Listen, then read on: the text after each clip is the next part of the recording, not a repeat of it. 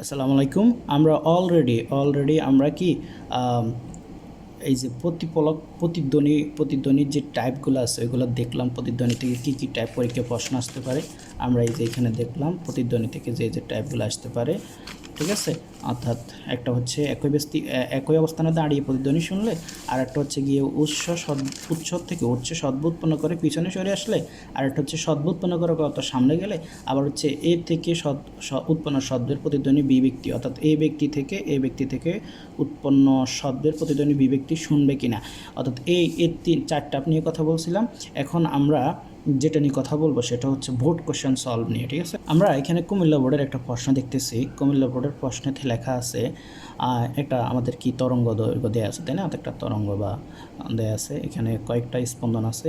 এই যে একটা স্পন্দন, দুটো স্পন্দন, একটা কি অর্ধেক। তাহলে ওই সময় বায়ুর তাপমাত্রা 28°C তাপমাত্রা, চিত্র 1 দেওয়া আছে। যাই হোক, এই চিত্র আর একটা চিত্র হচ্ছে এখানে সোর্স আছে, আর এখানে হচ্ছে আমাদের কি আর একটা ব্যক্তি, যে যাই হোক আর ব্যক্তি নাকি যাই হোক আর তারপর হচ্ছে আমাদের এখান থেকে এখানে দূরত্ব 20 মিটার দেওয়া আছে, এখান থেকে দূরত্ব d মিটার দেওয়া আছে, আর এখানে কি এক প্রতিফলক পৃষ্ঠ দেওয়া আছে। এখন এই চিত্র 2-এ ওই দিন বায়ুর তাপমাত্রা 30°C তাপমাত্রা ছিল। এখন আমরা 0°C তাপমাত্রা বায়ুতে শব্দের বেগ, 0°C বায়ুতে শব্দের বেগ হচ্ছে এখানে দিয়ে দিছে 332। তো আমাদের পরীক্ষা যদি না দেয় তখন আমরা 330 ধরবো, ঠিক আছে। 330 মিটার পার সেকেন্ড না দিলে আমরা কি 330 মিটার পার সেকেন্ড ধরে অঙ্কটা করব। এখন আমাদের প্রথম প্রশ্ন যেটা বলছে উদ্দীপকের চিত্র 1 অনুসারে তরঙ্গের কম্পাঙ্ক নির্ণয় করো। তাহলে আমরা এই চিত্রটা নিয়ে কথাই বলবো না, চিত্র 1, ঠিক আছে। তো চিত্র 1 যদি আমরা খেয়াল করি, আমরা অলরেডি ল্যামডাটা চিনি। ল্যামডাটা হচ্ছে কি একটা পূর্ণ স্পন্দনের সে যতটুকু তরঙ্গ দৈর্ঘ্য অতিক্রম করে সেটা হচ্ছে একটা ল্যামডা। আমরা যদি খেয়াল করি এইখান থেকে শুরু করে এই পর্যন্ত হচ্ছে একটা ল্যামডা, ঠিক আছে। এই পর্যন্ত হচ্ছে একটা ল্যামডা, আবার এইখান থেকে এই পর্যন্ত হচ্ছে আরেকটা ল্যামডা, ঠিক আছে।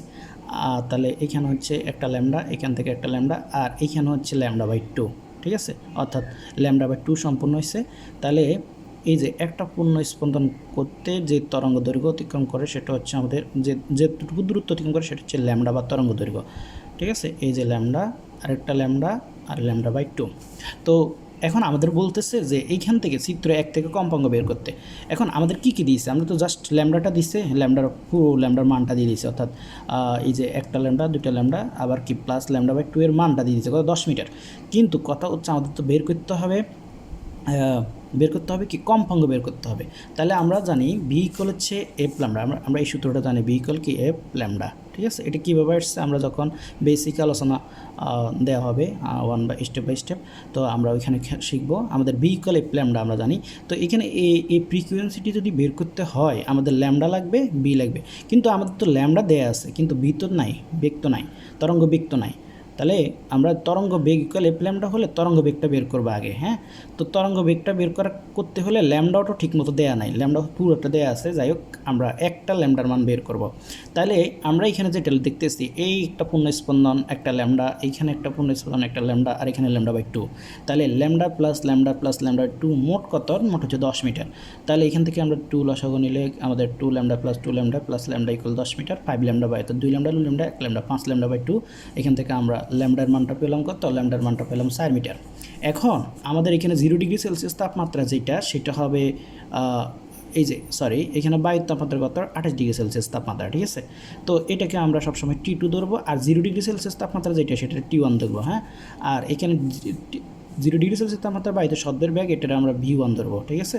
তাহলে এটা V1 আর এটা T2, আমাদের V2টা নাই, তাহলে V2 = হোয়াট, অর্থাৎ এই তরঙ্গ বেগটা নাই, ঠিক আছে। তো এটা কীভাবে বের করবো, আমরা এখানে T1 = 0°C তাপমাত্রা দেওয়া আছে, যে 0°C, এই 0°C আমরা সবসময় সেলসিয়াস থেকে ক্যালভিনে নিয়ে নেবো। আমরা জানি সেলসিয়াস থেকে ক্যালভিনে নিতে হলে কী করতে হয়, 273 দ্বারা যোগ করতে। তাহলে 273 যদি 0 সাথে যোগ করে 273 থাকবে। এখন ওই অবস্থায় বেগ কত ছিল, ভেলোসিটি ছিল 332 মিটার পার সেকেন্ড। এই যে V1 = 332। এখন আমরা T2টা বের করে নিই। T2 কত, 28°C তাপমাত্রা। আমরা চিত্রে 1 নিয়ে কথা বলতেছি এখানে। তাহলে 28°C তাপমাত্রার সাথে যদি আমরা 273 যোগ করি, তাহলে আমরা এটাকে ক্যালভিনে পেয়ে যাবো, সেলসিয়াস থেকে ক্যালভিন। এখন আমাদের বের করতে হবে কি, আমাদের বের করতে হবে এই যে V2টা।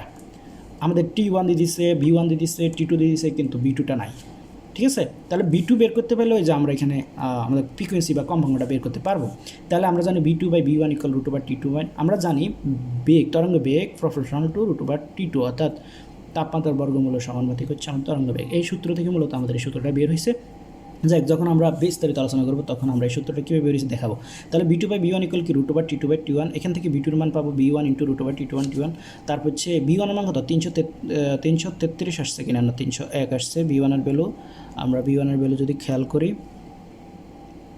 সরি b1 এর ভ্যালু হচ্ছে 332, এই যে b1 332 আর √ এই যে T2 এর আমরা কত পাইছি 301 আর T1 কত পাইছি T1 পাইছি আমরা 273। মোটামুটি আমরা ভাগ দিলে 348 কত 1 সেন্টিমিটার/সেকেন্ড আসে। এখন যদি আমরা এই অবস্থায় তরঙ্গ বেগ বের করতে চাই, আমরা v2 এর মান ব্যবহার করে আমরা কম্পাঙ্ক বের করি, তাহলে v2 = k ল্যামডা। তাহলে f = কত v2/λ হবে। v2 টা অলরেডি বের করে নিয়েছি। তারপর আমাদের ল্যামডা কত, ল্যামডা হচ্ছে আমাদের 4, এই যে ল্যামডার মান হচ্ছে 4, অর্থাৎ একটা তরঙ্গ দৈর্ঘ্যের মান কত 4। তাহলে আমরা মোটামুটি কত পাইলাম, আমরা জানি ফ্রিকোয়েন্সির একক হচ্ছে হার্টজ, আমরা হার্টজটা বসিয়ে দিলাম 87.1525 হার্টজ। ঠিক আছে, পর আমরা যদি ঘ নাম্বার প্রশ্নটা একটু পড়ি, ঘ নাম্বার চিত্রটা এইটা, ঠিক আছে, চিত্র নাম্বার 2। উদ্দীপকের চিত্র 2 অনুসারে এই যে এখানে একটা সোর্স, এখানে আর আছে, এখান থেকে এখানে দূরত্ব 20 মিটার, এখান থেকে দূরত্ব d মিটার, আর ওই দিন বায়ুর তাপমাত্রা 30 ডিগ্রি সেলসিয়াস তাপমাত্রায় 2 অঙ্কের জন্য দিয়েছে 0 ডিগ্রি সেলসিয়াস তাপমাত্রা, বায়ুতে শতবেগ 332 মিটার/সেকেন্ড। ঠিক আছে, তো এটা হচ্ছে প্রতিফলক পৃষ্ঠ। এখন বলছে উদ্দীপকের চিত্র 2 অনুসারে এস অবস্থান থেকে 0.5 সেকেন্ড পর প্রতিধ্বনি শোনা গেলে আর অবস্থান থেকে প্রতিধ্বনি শোনা সম্ভব কিনা বিশ্লেষণ করো। এখন আমি এখানে এস অবস্থান থেকে 0.5 সেকেন্ড পর, তাহলে এস অবস্থান হচ্ছে সোর্স, এখান থেকে সদ্য করা হয়েছে প্রতিফলক পৃষ্ঠে আসছে। তো 0.5 সেকেন্ড পর প্রতিধ্বনি শোনা যাবে, শোনা গেলে এরা বলে দিছে শোনা যাবে। যেহেতু শোনা যাবে তাহলে এখানে আমাদের সময়টা দিছে, কিন্তু এখান থেকে আমাদের ইয়াটা দেয় না, অর্থাৎ T1ও দিছে, অর্থাৎ 0 ডিগ্রি সেলসিয়াস তাপমাত্রায় দিছে, বায়ুতে সদ্বেগও দিছে, কিন্তু T2ও দিছে। এই যে T2 দিছে না, এই যে 30 ডিগ্রি সেলসিয়াস তাপমাত্রা, তাহলে 30 ডিগ্রিরে আমরা 273 দ্বারা যোগ করে 303 কেলভিনে নিয়ে গেলাম। আমাদের B2টা নাই, ঠিক আছে, এইখানের B2টা নাই। তাহলে আমরা B2টা বের করে নেব। এখন কেন বের করব, কারণ আমরা তো সোর্স জানি, এখান থেকে সোর্স থেকে এই পর্যন্ত শুনতে 0.5 সেকেন্ড লাগে সেটাও জানি, কিন্তু আমরা যে মানগুলো জানি না এগুলো তো অবশ্যই বের করতে হবে, কারণ কি আমাদের লাগতে পারে পরবর্তীতে এই যে এটা করার ক্ষেত্রে, ঠিক আছে, পরবর্তী ধাপ করার ক্ষেত্রে। এখন আমরা b2/b1 = কি √T2, আমরা জানি b প্রশ্ন √T, ওইখান থেকে আমরা এই সূত্রটা পেয়ে এখন আমরা b2টা বের করলাম। তাহলে এই উদ্দীপক অনুসারে চিত্র 2 অনুসারে আমরা কি b2টা পেয়ে গেলাম। তাহলে b2 হচ্ছে 349.7 মিটার/সেকেন্ড। এখন এই যে 0.5 সেকেন্ডের পর এই অবস্থান থেকে প্রতিধ্বনি শোনা গেলে, মানে এইখান থেকে আমি প্রতিধ্বনি শোনা গেলাম এবং আমি এখান থেকে বেগও বের করছি মোটামুটি, অর্থাৎ 30 ডিগ্রি সেলসিয়াস তাপমাত্রা, এখান থেকে বেগটা বের করছি। আবার এখান থেকে আমি কি আমার যে সদ্য শুনতে যে সময় লাগে ওইটাও পাইছি, কত 0.5 সেকেন্ড, ঠিক আছে। কিন্তু আমরা তো এখান থেকে এখানের দূরত্বটা পাই নাই, দূরত্বটা তো বের করতে হবে। তো এখানে দূরত্ব যদি আমরা দেখি 20 মিটার আরও d মিটার আছে, এই উৎস থেকে এই প্রতিফলক পৃষ্ঠ পর্যন্ত মানে মধ্যবর্তী দূরত্ব 20 + d, ঠিক আছে।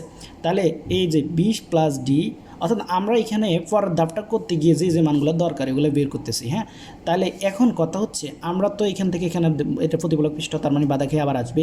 তো বাধা খেয়ে যদি আবার আসতে হয় আমরা 2d = vt এই সূত্রটা তো অ্যাপ্লাই করবো, তাই না। এখন এখানে d মানে কি, d মানে হচ্ছে 20 + d না। তো এখানে একবার যাইতে হচ্ছে 20 + d, আবার আসতে কি 20 + d না। তাহলে এখানে 2 × 20 + d = কি, আমরা জানো b2 × t হবে, তাই না। 2 কেন আসছে, 2 আসছে এই যে আমরা তো এখানে যদি d পেতাম তাহলে 2d হইতো। এখন যেহেতু 20 + d পাইছি তাহলে 2 × 20 + d হবে, ঠিক আছে। তাহলে 2 × 20 + d = কি b2 × t। তো এখন 20 + d পেলাম, এখান থেকে যদি আমরা 2 দ্বারা ভাগ দিই, এখানে b2টা আমরা অলরেডি বের করে নিয়েছি 349 কত এত, আর এখানে আমাদের 0.5 সেকেন্ড দিয়ে দিছে।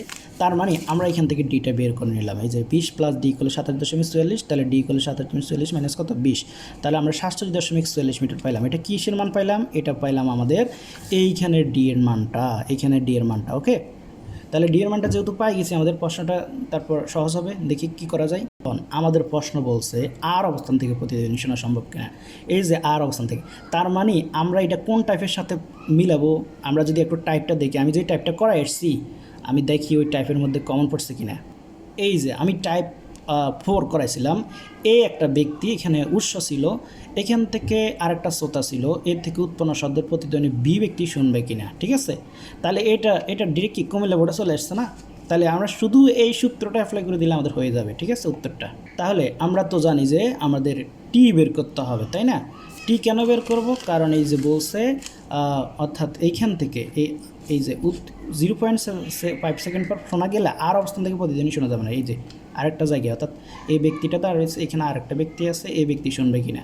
তো আমরা এখানে জাস্ট কি আমরা 2D ইকুয়াল এই সূত্রটা অ্যাপ্লাই করে দিব, এই যে B2 ইকুয়াল 2D/T, এবং V2টা আমরা বের করা আছেই, তারপর হচ্ছে ডিও বের করা আছে, আমরা জাস্ট এখানে T1 বের করতে গেলে T1 লাগবে আর কি, অর্থাৎ ওইটারে যদি আমরা আচ্ছা এটা T1 ধরছি, তাহলে আমরা T1 ইকুয়াল হচ্ছে 2D/BT, এবং ডি এর মানটা 7.44 কিছুক্ষণ আগে বের করছি, আর B2 হচ্ছে 350, তার মানে হচ্ছে 0.3856 সেকেন্ড আসছে, যেটা আমরা জানি যে 0.15 সেকেন্ড থেকে কি বড়, তার মানে আর অবস্থানে থাকা লোকটা প্রতিধ্বনি শুনতে পারবে।